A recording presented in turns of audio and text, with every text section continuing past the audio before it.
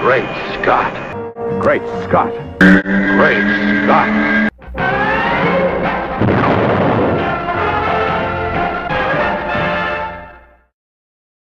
Hello everyone and welcome to another fabulous episode of Great Scott. I'm Scotty V and thank you for watching. Today I have a bit of a bone to pick with two upcoming video games. One, Injustice Gods Among Us. The reason I choose this one to be one that I have a bone to pick with is because of its story. And the story, I guess, technically comes from the digital comic books that are recently released and are still releasing, and after a few weeks then release in a collected edition on print.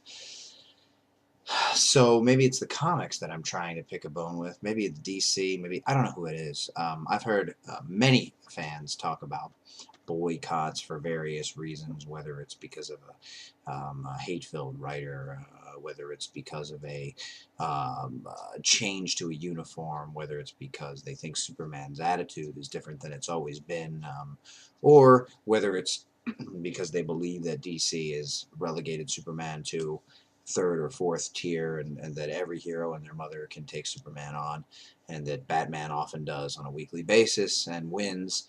And that, of course, Batman's the #1 guy, or maybe Green Lantern second, and who knows when Superman comes in. And one of the newest ones that I've been hearing from fans is that they already aren't enjoying, some already aren't enjoying the New 52, and now the newest Superman kind of centric story that DC is putting out is this Injustice story, which is, I guess, a prequel to the video game that will be coming out very shortly here, where we find out why Superman ends up a tyrant-type dictator who is willing to do crazy things in order to keep order. And we've so far found out in the story that Superman in this parallel Earth was heavily involved with Lois Lane, which is something people have been missing in the New 52. He was able to conceive a child with her. She was able to conceive a child through him. I don't know. Which is something that we have heard at various times is impossible for Kryptonians and humans, but then in Superman Returns we found out that at least in that version of the story it was possible. In the comic books, I believe that Hamilton and Star Labs figured out that it was not that human and Kryptonian DNA was not compatible and could not conceive together. In Lois and Clark, we found that out, and now, of course, in this particular version, we find out that it was possible, and Superman's elated to find out that he did, in fact, get Lois Lane pregnant, and now he's happy. He tells Batman they're going to have a child, and then the Joker screws everything up by setting things up to where he believes Lois is Doomsday, and all kinds of terrible things happen after that. Now, I don't want to give everything away, but we have found out that the basic premise of the story is that Superman is a tireless dictator, that he accidentally did horrible things to his unborn child and his wife, and that presumably by the cover art and by many of the art images we've seen for the game, Batman is going to be the one to have to take him down and finally end his reign of terror. The reason I have a bone to pick with this entire premise is, well, it's twofold. One, is this really a Superman story anybody needs or wants to read? And two, what is it with the continuously making Batman show everybody up angle, and particularly Superman, over and over and over again? Hasn't this already been done? And do we really need to see such graphic reasons coming out of Superman? I understand that it's an alternate universe, and I've never really been one to get really upset over alternate universes and such of that nature. So I wouldn't boycott or anything, just because of a story. Boycott the entire line, boycott Superman books from now on, that kind of thing.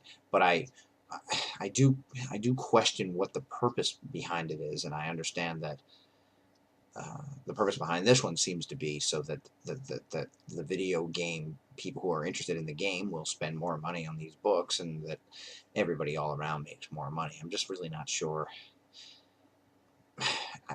I'm not sure why everybody has to, why they feel the need to pollute who Superman is, and why they feel the need to continuously show other heroes, primarily Batman, putting him in his place, taking him on, and beating him up, and that sort of thing. The other game that I wanted to speak of is, of course, the Young Justice Legacy game, which is now slated for release in September. Initially, we were supposed to get it somewhere around March, and now it's slated for September. And as we all know, Young Justice has been canceled. Now, when this game was initially announced, I thought it was odd because Young Justice had already been on for so long, and they were already saying that there was going to be a much longer wait for Young Justice video game to appear. I've had this problem with other series as well. When Smallville was on, it took until the 5th season or something for the official Smallville magazine to launch issue number 1. And it just seems like, I mean, most series don't last 10 years. Smallville happened to because it was on the CW. But when you wait till the 5th season or 4th season or even 3rd season to release the issue 1 of a magazine, aren't your ratings gonna start to slide soon, or aren't they already going down, or aren't you already less popular and already not as much on the minds of people? Shouldn't you try to launch issue 1 maybe the beginning of the 2nd season or at the end of the 1st when you know the show's popular? And so the same kind of thing here is going on with this video game. Young Justice has already been canceled. I assume before the summer we're going to see the final episodes of that, and therefore at that point the show will be off the air. And then 6 months later, they're going to come out with a video game that ties into the show. Now, this is, of course, is not the fault of the video game makers. They were excited about making a Young Justice video game, and from what I've seen, it looks like it could be kind of cool.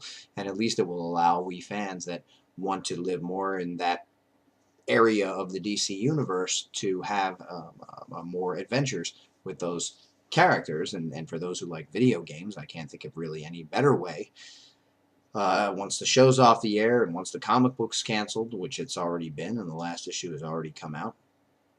But it just seems weird to me that all of these things that were coming together, it seems to point to, Happy Meal toys, action figure lines, vehicles that, all for sale, a video game in the works, and a comic book, and yet somehow the show gets canceled. I've already expressed my disdain for this. I already have expressed my confusion and my confoundedness over it.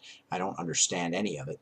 And now knowing that the game is still coming out, it's still underway, and it's going to come out toward the end of the year when the series, by that point, will have already been off the air for 6 to 8 months.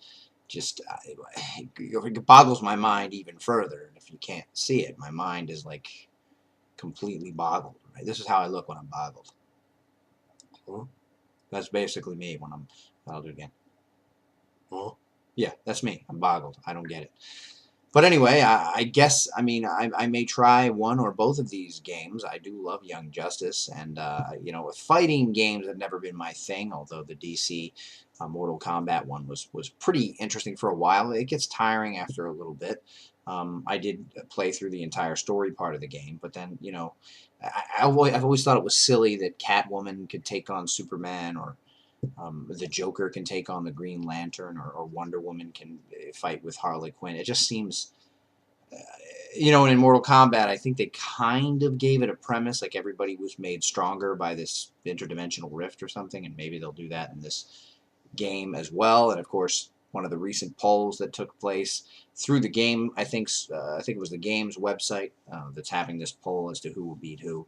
The Joker, of course, beat up Lex Luthor, and Lex is in his battle armor with weaponry and rockets and can't be harmed by anyone, and yet the Joker's giving him uppercuts and punching him in the gut, and bullets are going through his battle armor and such. It's a silly kind of a premise in the first place, to have certain characters fight other certain characters. And of course, this whole comic book build-up with the prequel and the whole thing that was bothering me about it is all to sell video games and to sell a game. Well, a game that's already going to sell. The comic books actually are probably selling more due to the fact that video games are so popular and so many people were already excited about the video game.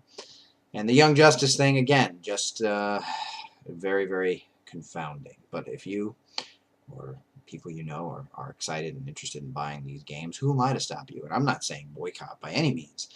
I think one or both of these games could be very fun for myself or others or people that are fans of the specific genre of the type of game that both of these are going to be, or of the characters that they're in the games.